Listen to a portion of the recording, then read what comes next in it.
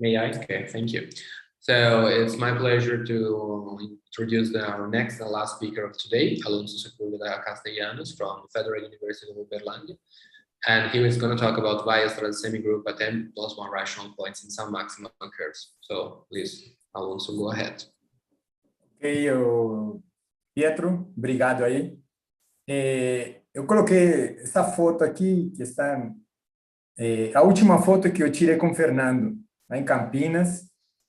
E essa palestra aqui, ela é em homenagem a ele também, porque foi o tema que eu apresentei para o Fernando nesse seminário que ele me convidou na Unicamp, e conversamos de algumas generalizações, não? Algumas coisas a mais a ser feitas nessa direção, tá? Esse trabalho aqui é junto com a professora Maria Braçamoros, e eu só estava pensando aqui que como teria sido muito bom termos esse evento com Fernando presente, não? Ele em vida, estarmos celebrando, fazendo essa homenagem, não? Mas, bom, Deus sabe de todas essas coisas, não? Ok. Também quero agradecer a universidade aqui, a FAPEMIG, pelo suporte financeiro. Bom, como é curto o tempo, então vou falar algumas coisas um pouco rápidas, já que são conhecidas, e esse trabalho é mais sobre semigrupo de Weierstrass em duas curvas, na verdade, em duas famílias de curvas que foram construídas por Fernando, Said e Arnoldo. Arnoldo Teherán foi um aluno de doutorado do Fernando. Ok. Então, claro, tem que usar aqui o X caprichado sempre, não? Porque é o que o Fernando gostava sempre. Então, vou tentar X, uma curva no singular, irredutível, de gênero G sobre o corpo finito FQ. FQ de X vai ser o corpo de funções racionais, e de X é o conjunto de divisores sobre a curva. Tá? Dado uma função, denotamos por essa função entre parênteses o seu divisor, e o divisor de polos como sendo essa função com o simbolinho aqui de infinito, ok? N0, para mim, vai ser os naturais, união com o zero. E, justamente, o semigrupo de Weierstrass em M pontos, em geral, ele é definido como sendo a semiuplas em N0M, tal que existe uma função racional cujo divisor de polos vai ser esse somatório de A e PI, onde esses PI são os pontos nos quais nós estamos calculando o semigrupo, e os AI são os elementos dessa M-upla. Okay? Esse é chamado semigrupo de Weierstrass nos pontos P1, PM. E o complementar desse conjunto em N0M é conhecido como o conjunto de lacunas do semigrupo em P1, PM. Ok? Bom, o caso M igual a 1 já tem sido bastante estudado, e a estrutura aritmética do semigrupo nos dá melhoras para encontrar distâncias mínimas sobre os códigos construídos sobre curvas, que são os códigos algébrico-geométricos, não? Quando M igual a 1, seria os códigos pontuais. Tem trabalhos iniciais foram por Garcia, Kim, Lax e outros, não? Aqui talvez eu não tenha todos para cada caso. Para M igual a 2, os que começaram os estudos do semigrupo de Weierstrass em dois pontos, Kim e Roma, apresentaram várias propriedades e deram algumas melhoras para a teoria, para a aplicação desses semigrupos em códigos, e também introduziram o conceito de lacunas puras. E para M maior ou igual que 2, em mais de 2 pontos, o semigrupo de Weierstrass tem sido estudados por vários autores desde então. com aplicações principalmente na teoria de códigos, como a Gretchen, o próprio Fernando com o Cícero, o Arnaldo, Kim Roma, Gretchen, eu junto com Guilherme, a Luciane, Maria Montanucci, Daniele Bartoli, e tem muitos outros trabalhos que talvez eu não esqueça aqui dos autores, mas que também têm trabalhado nesse semigrupo em vários pontos, ok? Bom, esse semigrupo aqui, esse H de P1PM, dado vários elementos do semigrupo, nós, a partir desses elementos, usando a operação loop, conseguimos um outro elemento desse semigrupo. Essa operação loop é o let's upper bound, que é simplesmente tomar dado os t elementos do semigrupo, que está em N0M, tomar o maximal, o elemento maximal de todas as primeiras entradas, o elemento maximal de todas as segundas, e assim, o elemento maximal de todas as mésima entradas, ok? Bom, então nós estamos querendo calcular esse semigrupo. Para calcular, foi mostrado que para calcular esse semigrupo, nós podemos, ele se deriva ou pode ser construído a partir de um conjunto gerador minimal, que eu vou estar denotando esse conjunto por gama de P1PM. Esse gama de P1PM tem vários trabalhos construídos sobre, com algumas definições para dizer que a partir dele nós poderíamos construir todo o semigrupo de Weierstrass, tá? Aqui eu só coloquei um exemplo, no caso de 2 pontos. Se nós vemos aqui para calcular o semigrupo em 2 pontos, simplesmente vai ser a operação loop de 2 elementos x e y, onde x e y estão nesse conjunto gerador ou estão no semigrupo HP1 cartesiano 0 ou 0 cartesiano, o semigrupo em P2, em P1, P2. Ok, então nós vamos estar interessados em como é que calcula. Então a ideia vai ser calcular esse conjunto minimal gerador. E para isso nós usamos um conceito que foi introduzido por Dursman. Então, Dursman e Park introduziram um conceito chamado discrepância. Eles definiram que, dado um divisor A, ele vai ser dito uma discrepância para 2 pontos racionais, P e Q, se são satisfeitas essas 2 igualdades aqui. Então, a priori, nós teremos, então, vai ser chamada essa propriedade de discrepância. E depois, em um trabalho junto com Guilherme Ticciotti, nós conseguimos relacionar esse conceito de discrepância justamente com o conjunto gama de P1PM, que é o conjunto gerador do semigrupo de Weierstrass. E esse aqui foi o resultado que nós conseguimos na época em um trabalho para curvas planas, na verdade, curvas que nós chamamos de curvas que são com variáveis separáveis, é dizer, da forma f de y igual a g de x, com certas condições sobre esses polinômios. Então, foi esse lema. Então, nós vamos ter que um elemento vai estar, um elemento do semigrupo, vai estar no conjunto gerador, um elemento N, onde esse N é um N1, Nm, se somente se o divisor A, como sendo o N1P1 até NMPM, for uma discrepância com respeito aos pontos P e Q, onde P e Q são pontos racionais, são alguns dos pontos P1, PM.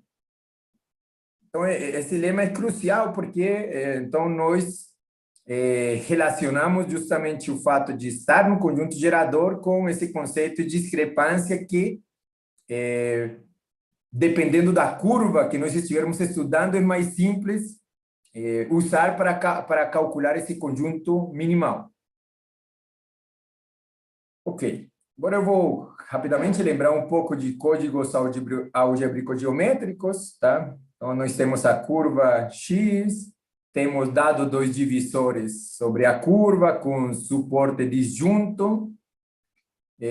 Os dois caminhos clássicos para construir esses códigos algébrico-geométricos são o primeiro, que depende do espaço de Riemann-Roch LG, como sendo a avaliação das funções nesse espaço avaliadas nos pontos P1, PM, que seriam os pontos do divisor D, tá? Que seriam os pontos que estão no suporte de D. E a outra construção clássica é usando as diferenciais da diferença do divisor G menos D e olhando para o resíduo dessas diferenciais nos pontos P1, PN. Eles são bem definidos, esses códigos, bom, tem os parâmetros, pela sua construção, os parâmetros desses códigos, NKD, N o comprimento, K a dimensão, D a distância mínima, pela construção, as distâncias mínimas já satisfazem uma cota inferior, não? Já a distância mínima da primeira construção é N menos o grau do divisor G, já da segunda construção depende do grau do divisor G e depende do gênero também. Não? Então, são a cota mínima de Gopa para a distância mínima. Ok? Bom, quando o divisor G for somente múltiplo de um ponto racional, né, e o D for a soma dos outros pontos racionais da curva, nós vamos dizer que os códigos, vamos estar trabalhando com códigos em um ponto, unipontuais, não? Se o divisor G depende de 2 for soma de múltiplo de dois pontos racionais, então vamos dizer, estamos trabalhando em códigos em 2 pontos, ou se forem N pontos, vamos dizer que os códigos algébrico-geométricos multipontuais. Ok? Que vai ser o caso que nós vamos estar trabalhando. Ok. Bom, essas curvas que Fernando com Said e o Arnoldo construíram são curvas que foram bastante interessantes, que apareceram como exemplos de curvas que não eram garoa cobertas pela curva hermitiana, não? Então, o primeiro exemplo desse tipo de curvas que eu tenho aqui registrado apareceu em 2006, um exemplo dado por Garcia e Spiteno, não? Porque até então não se conheciam curvas maximais que não fossem cobertas pela hermitiana. E aqui, em 2006, apareceu esse primeiro exemplo.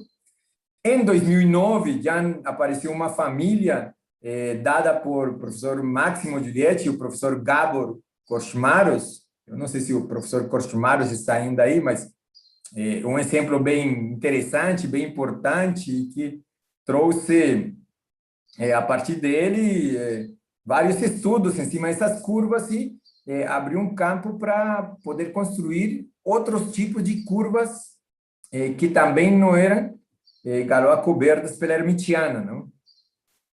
2009. Em 2010, Garcia, Guneri e Stitte nos deram uma generalização dessa curva GK, que foi chamada, agora a curva generalizada seria a GGS, homenagem aos autores aqui que construíram, ok?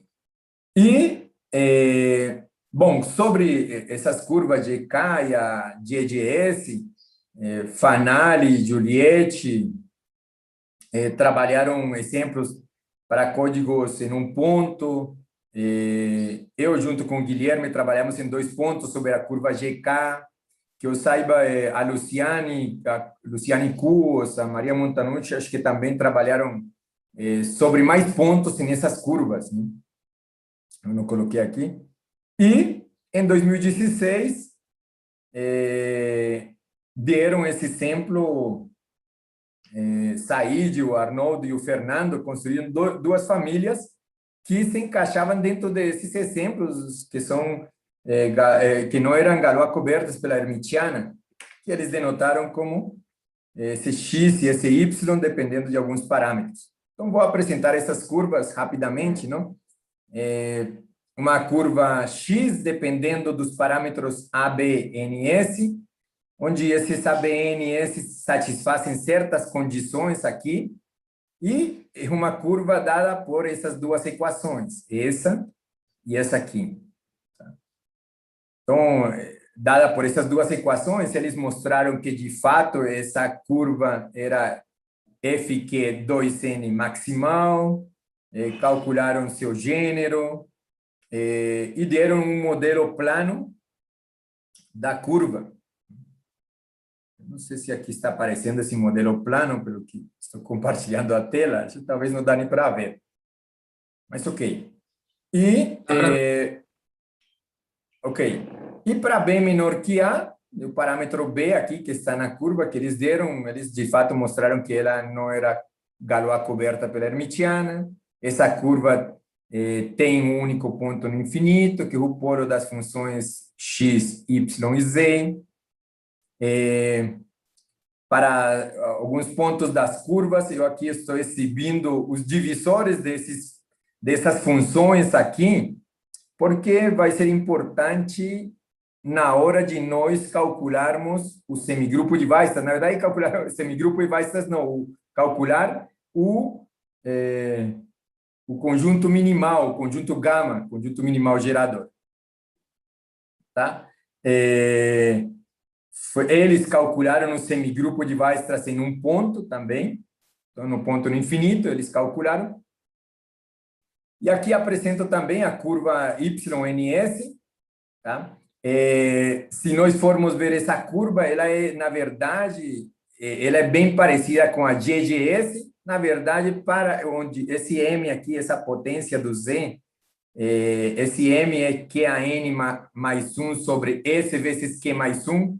Se o S for igual a 1, na verdade, essa curva é a própria generalização da curva GK, ok?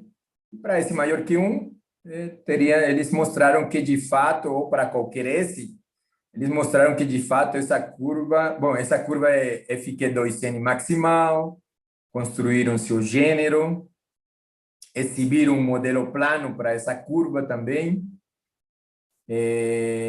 mostraram que a Y3S não é coberta pela Hermitiana, sobre F que é a sexta, também tem um único ponto no infinito. E, bom, aqui coloquei alguns divisores que também vão ser usados. Na verdade, esses dois divisores, tanto da curva X como dessa curva Y, eles são bem parecidos, ficam meio que relacionados, os dois. Tá? Depois eu vou dar um tratamento como sendo somente uma curva, dependendo do valor B, para ver com qual curva estaríamos trabalhando no caso do semigrupo.